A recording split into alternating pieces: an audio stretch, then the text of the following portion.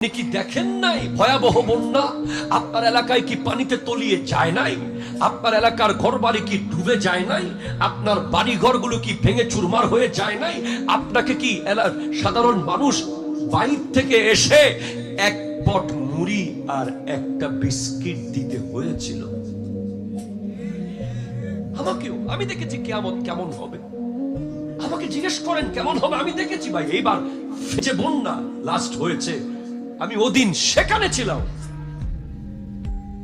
আমি এই কথা সব জায়গায় বলি, এবং আমার রিয়েলাইজেশনটা যদি আমি দেখাতে পারতাম যুব সমাজকে। এক নারী এসে বলছে আমার আলমারিতে লক্ষ লক্ষ টাকা আছে, সব নিয়ে যান, বললে আমার বাবাকে একটু পারে এনে দেন। আরেকজন বলছে আমার সন্তানকে গাছের সাথে লটকে রেখে চলে এসেছি, নিয়ে আসতে পারি নাই। পানি মুহূর্তের মধ্যে উঠে গেছে, আকাশ চুম্বি পানি। আরেকজন বলছে আমার ভাই টিনের চালে আটকে আছে। আরেকজন বলছে আমার ঘরে স্বর্ণ রূপা হীরা মণি মুক্তা টিভি ফ্রিজ সব নিয়ে যান, তারপর আমার বাড়ি থেকে একটু পারলে আমার ছোট্ট বাচ্চাটাকে একটু উদ্ধার করে দেন। যখন আমাদের বুট যাচ্ছে না ওদিকে, পানি এত জোরে ঢল আসতেছে, আমরা সারেন্ডার করেছি যে it is quite impossible for us to rescue them. তাদেরকে রেস্কিউ করা সম্ভব না। বুট তুলতে পারতেছি না, মনে হচ্ছে বুট উঠবে পাহাড়ের দিকে, উঠতেছে পানির পাহাড়। কোথায় অ্যাগ্রো ফার্ম, কোথায় মাছের খামার, কোথায় গরু, কোথায় ছাগল, কোথায় বাড়ি, কোথায় কি? শুধু বলছে ইয়া নফসি নফসি নফসি, বাঁচান বাঁচান বাঁচান, আমাকে বাঁচান, আমার বাবাকে বাঁচান, আমার মাকে বাঁচান। সামান্য একটা বন্যাতে যদি এই পরিস্থিতি হতে পারে, চলে যেতে কিছুক্ষণ লাগবে না, জাস্ট চলে যাব।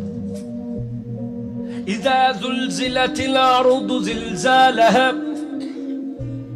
ইযা যুলজিলাতিল আরদু জিলজালাহা। এই আয়াতের তাফসীরে মুফাসসিরগণ বলছেন যে মা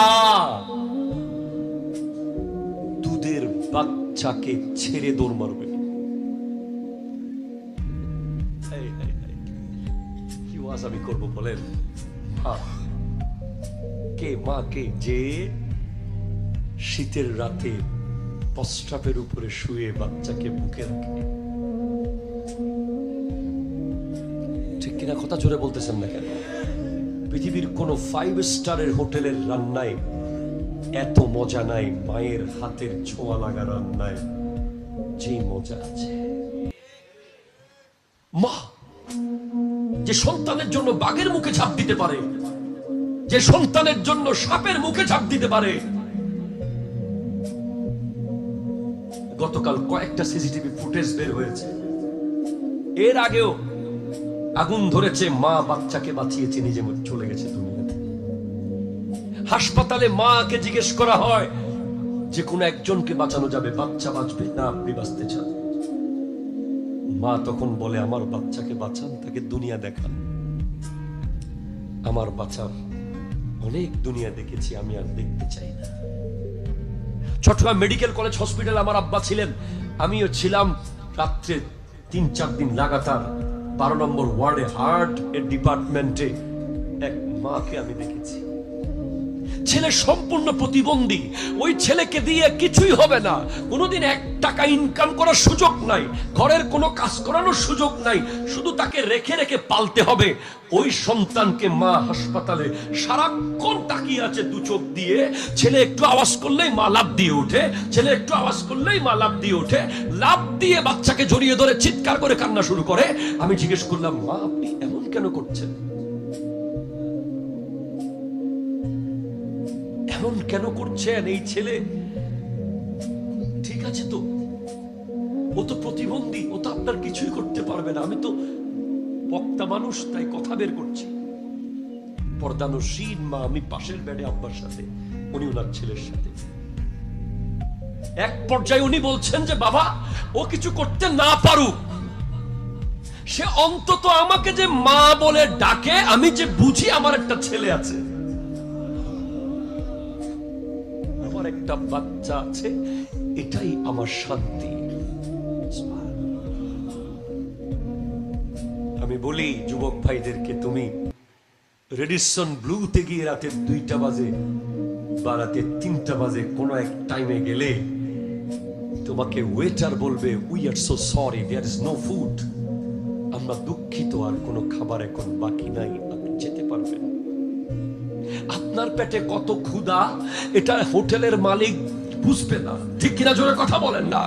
আপনার পেটে কত জ্বালা, আপনার চেহারায় যে পেটের খিদা ফুটে উঠেছে, এটা বুঝার ক্ষমতা ওই ওয়েটারের নাই, ওই রেস্টুরেন্টের স্মার্ট ওয়েটারের নাই, যাকে 5 মিনিটের পরিচয়ে আপনি 1000 টাকার নোট ছট করে দিয়ে দিয়েছেন, 3 মিনিটের কথায় তাকে 500 টাকার নোট দিয়ে দিয়েছেন।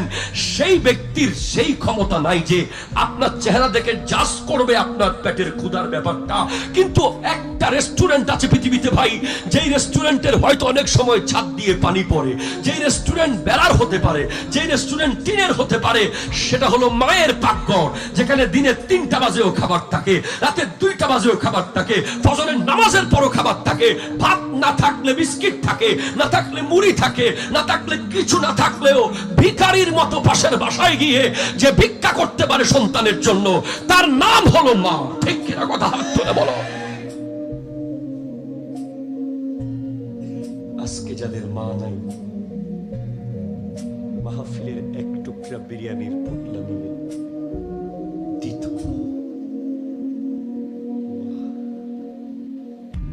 যারা হারিয়ে ফেলেছে, এরা অনেক বড় কিছু হারিয়েছে। আমি খেয়াল করি সব সময়, যখন আমার গাড়ি কোথাও হার্ট ব্রেক করে, ধরেন কোন ট্রাকের সাথে এখন লাগতো, একটু জন্য বেঁচে গেছি, এরকম প্রায় আমাদের হয়, তখনই দেখি আমার মায়ের ফোন চলে আসে।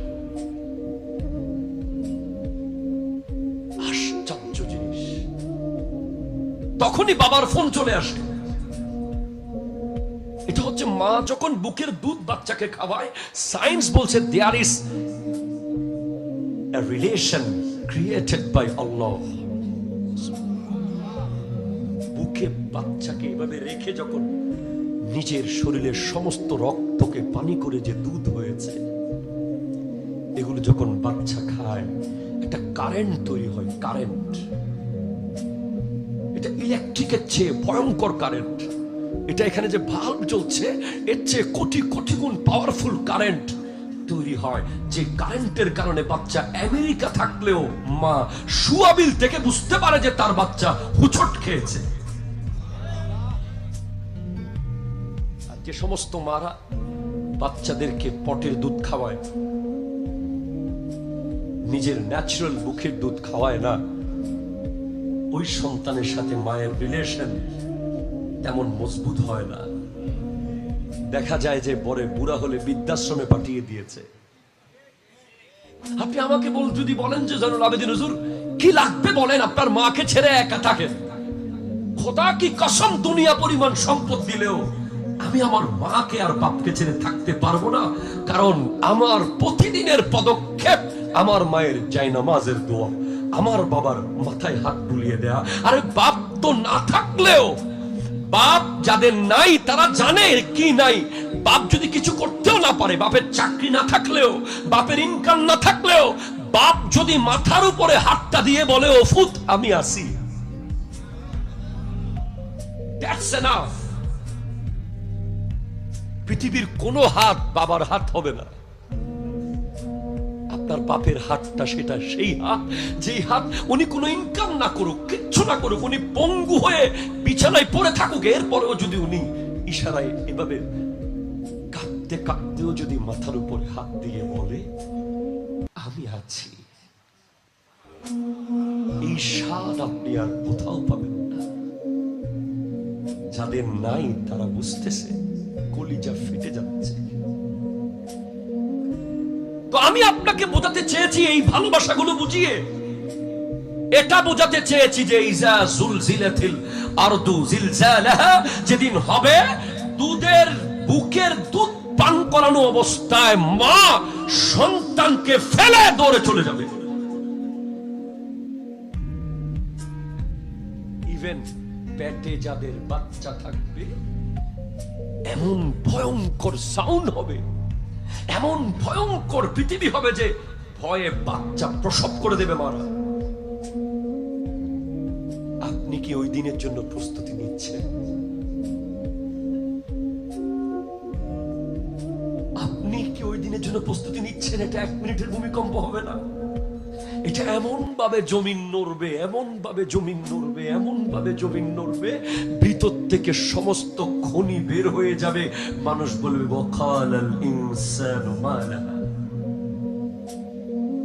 মানুষ বলবে এগুলো কি? ইয়াউমাইযিন তুহাদ্দিসু আখবারাহা। সেদিন জমিন সবকিছু জানিয়ে দেবে। বিআন্না রাব্বাকা আওহা লাহা।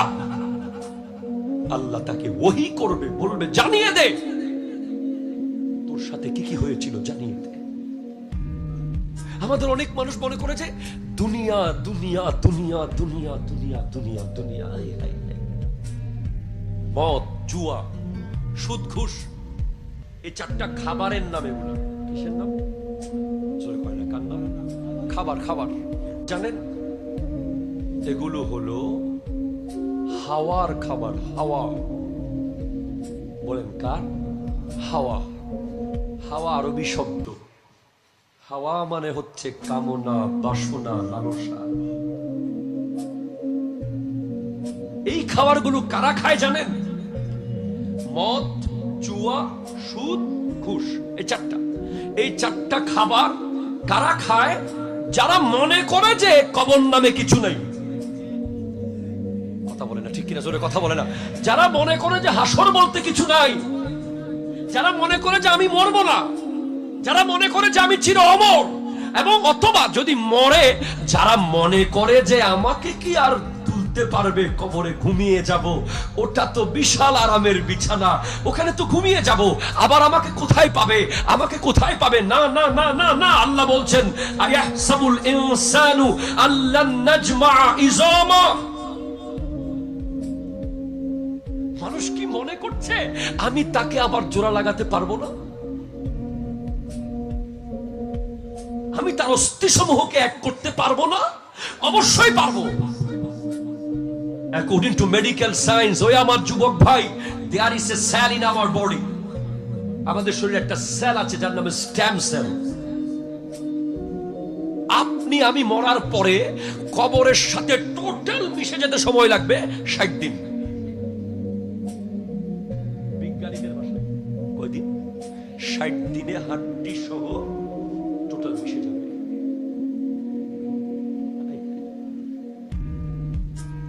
কি সুন্দর হাত, কি সুন্দর বডি, কি সুন্দর করে মুখটাকে সেটিং করে রেখেছে, কি অসাধারণ করে চুলগুলোকে গুছিয়ে রেখেছে।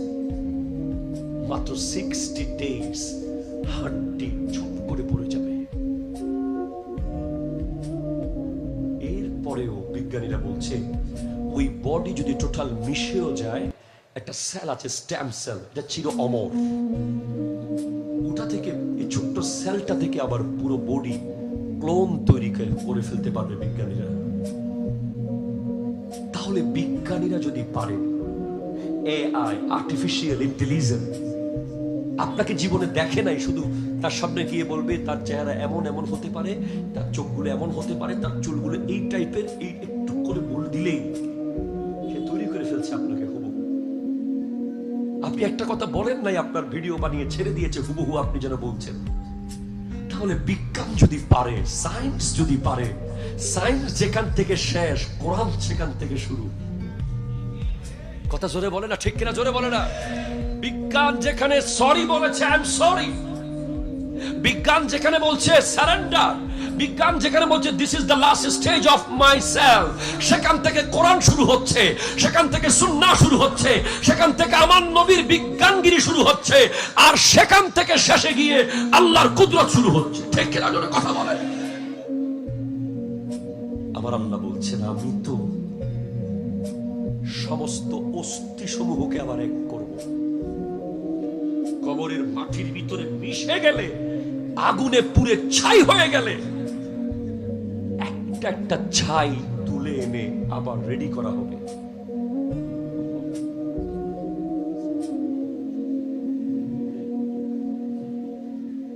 সুবহানাল্লাহ জোরে বলতেছেন না? আপনারা জোরে সুবহানাল্লাহ বলতেছেন না? শুধু তাই না, বালা কাদিরিনা আলা আন নুসাব্বিয়া বানানা। আল্লাহু আকবার, জোরে বলতেছেন না? যে শুধু বডি না, বডি তো বহু বড় জিনিস, fingerprint. I will arrange the fingerprint of all kind of bodies. আঙ্গুলের মাথায় যে এখানে চিকন চিকন দাঁড় আছে, কথা কয় না, আসলে নাই কথা কয় না। আল্লাহ বলছে আমি ফিঙ্গার প্রিন্ট পর্যন্ত হুবহু আবার আগের মতো করে ফেলব। আপনি আল্লাহকে চিনেন? আপনি আল্লাহকে চিনেন না? চিনলে আপনি মদ, জুয়া, সুদ, ঘুষ এগুলোর কাছে যেতে পারতেন না। কারণ আল্লাহ কত বড়, আল্লাহ কত মহান, আল্লাহ কত আজিম। যিনি ধরেন পৃথিবীতে 800 কোটি মানুষ আছে, তার মধ্যে 300 কোটি মুসলমান। ধরেন 300 কোটির মধ্যে 100 কোটি তো বিদেশ যায়। আমি 800 কোটির কথা বলছি না, 100 কোটি ফিঙ্গারপ্রিন্ট বিদেশে যাওয়ার জন্য দিতে হয়। 100 কোটি ফিঙ্গারপ্রিন্ট একটার সাথে একটা মিলে নেই। এটা পুরো তো বড় জিনিস, এটা তো অনেক লম্বা বিষয়, এটা তো অনেক বড়।